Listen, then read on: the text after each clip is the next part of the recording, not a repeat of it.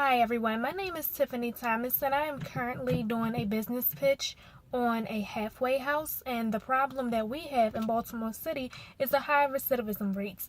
And the solution that I have is incorporating education programs and also providing daily life skills and employment opportunities to inmates. I have begun progressing in my research and found some marketing tips. I do apologize for the noise. The research that I've done is with the Department of Health and Mental Hygiene. I found out if I need certain licensing.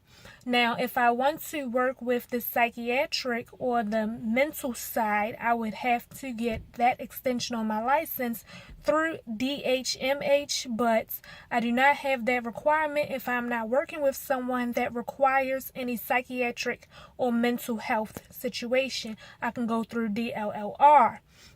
Also, I found out in zoning, it is illegal for any area to disqualify any type of housing for transition homes, group homes, and also for inmates. So I'm very lucky with that. So zoning is not a problem.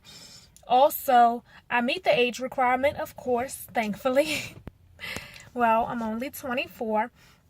Also, I've met with different social workers and they say that inmates are allowed to choose where they go. So I have decided that I would try to market myself by doing mass mail media. It is a system that you can log on to. Lawyers do this as well, where if someone is sentenced to a certain amount of time, you can target them as your potential customer and send them information about the program that you have. And also, I would send it to different prisons so that caseworkers can see it, because with very little, it's less than 100 in the state of Maryland, halfway houses available for inmates, and we have dozens of prisons.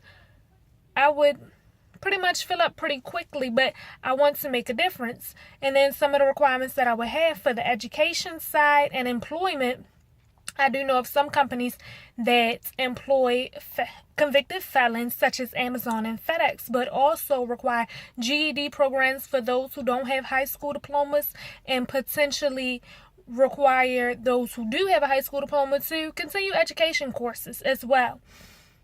Thank you for viewing my video. I hope that I shared enough with you. I did cover the solution and the problem as far as marketing and how I've progressed.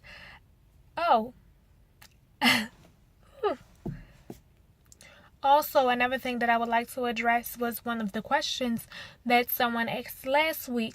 Yes, the inmates are required in the state of Maryland. Every halfway house requires that the inmates do pay a portion of their stay. So they are required to make a weekly or monthly contribution to the stay that they're having within the halfway house. And it's also required that for every four people, there's one bathroom, and it's only 2 people to each room. So I do have to find somewhere that can house people comfortably and respectfully according to the regulations and the laws that I was told by the DLLR. And I can also interview different inmates as well to see if they would like to come to my facility. Thank you. That's all my time I